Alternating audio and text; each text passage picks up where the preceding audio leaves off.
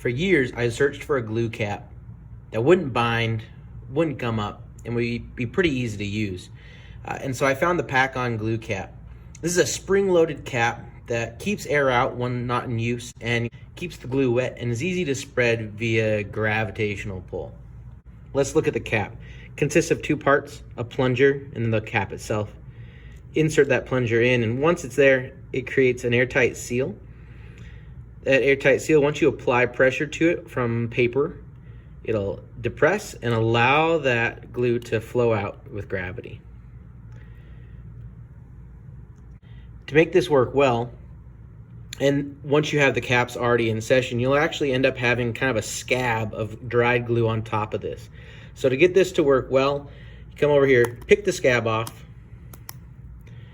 That's going to allow that plunger to move.